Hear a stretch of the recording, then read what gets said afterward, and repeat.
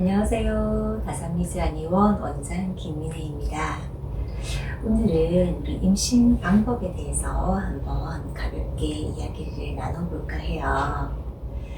저희 병원에 내원하시는 많은 환자분들께서 저는 자연 임신을 시도하고 싶은데 인공수정이나 시험관 시술도 해야 될까요? 혹은 자연 임신을 하는 것보다 인공수정이나 혹은 시험관 시술을 하는 게 더 나에게는 나을까요? 라는 문의를 항상 많이 주셨어요. 그래서 오늘은 자연 임신과 시험관 시술 혹은 인공수정 같은 난임 시술을 어떤 분들이 병행하시는지, 또 어떤 방법으로 임신 준비를 하는 게 더 나을 수 있을지에 대해서 한번 고민을 나눠보는 시간을 가져볼까 합니다. 네. 자연 임신이 어려운 분들은 사실 거의 없다고 보는 게 맞을 것 같아요.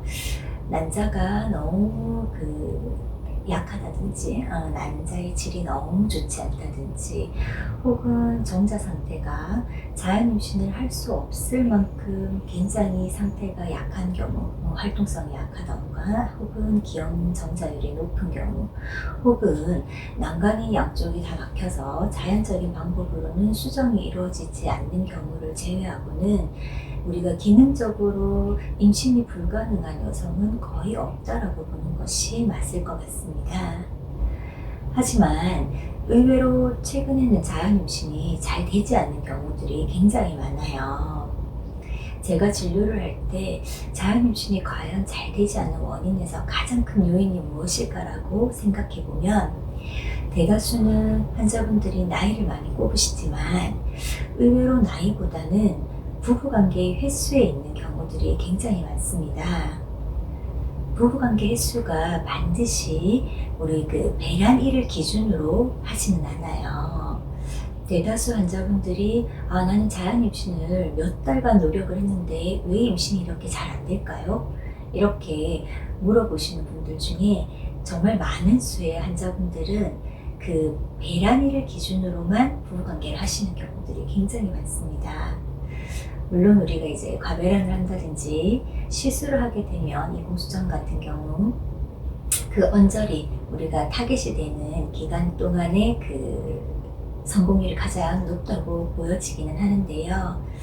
대체로 자연 임신이 잘 되는 부부들은 일반적인 자연스러운 부부관계 횟수가 한 달에 6회에서 8회 정도가 되는 경우들이 많습니다.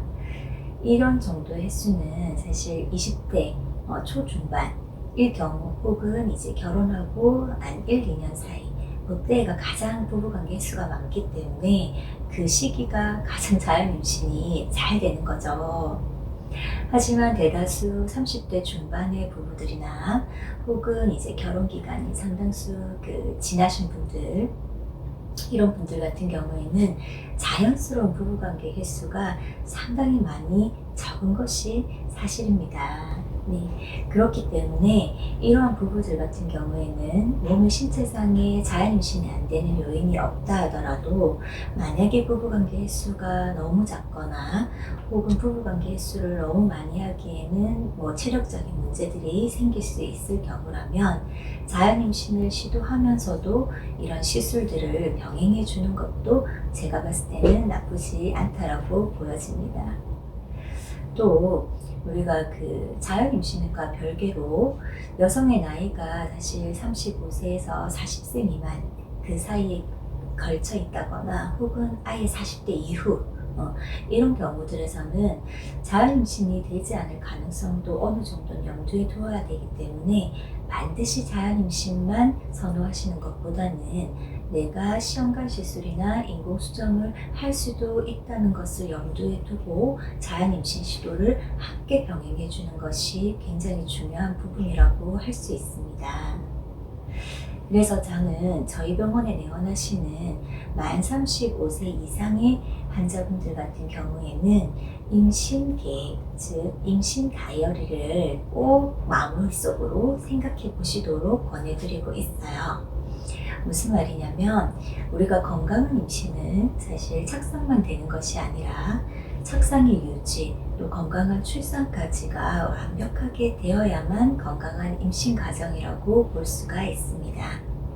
때문에 우리가 35세 이상 고령인 경우에는 자연 임신을 시도하는 과정에서도 충분한 몸 만들기를 병행해 주는 것이 좋고, 자연 임신 시도와 혹시라도 우리 시험관이라든지 인공수정 같은 난임 시술을 병행할 예정이 있다라고 하면 난임 시술 전까지의 몸 관리를 함께 자연 임신 시도하는 과정에서 해줄 필요가 있다라고 보여집니다.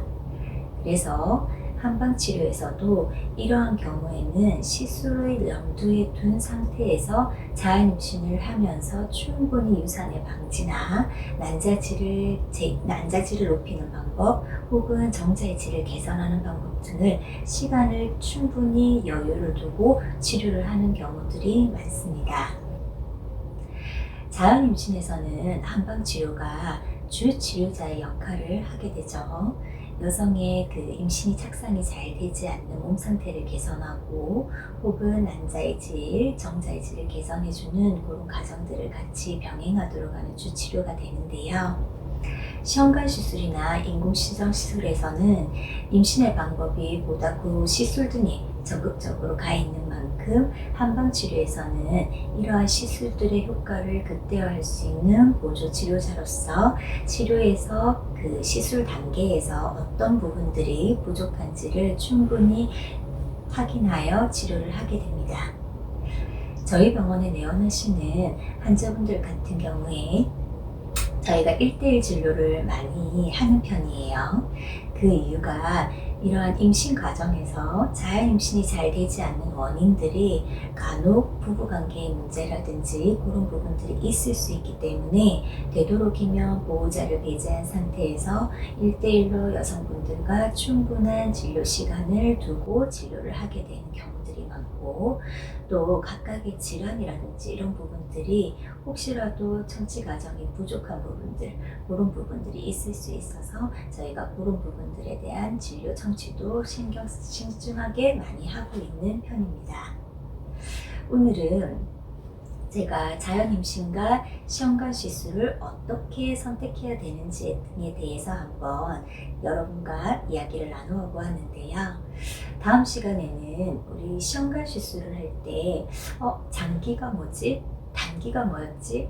본인이 시술을 받고도 본인이 어떤 시술을 받았는지 모르시는 분들도 굉장히 많으시거든요. 그래서 그런 시술 방법에 대해서도 설명을 한번 나누어 보고, 이런 시술 방법이 선택하게 되었을 때 한방치료가 어떤 부분에서 보다 시술 효과를 높여줄 수 있는지에 대한 부분을 한번 이야기를 나눠볼까 합니다.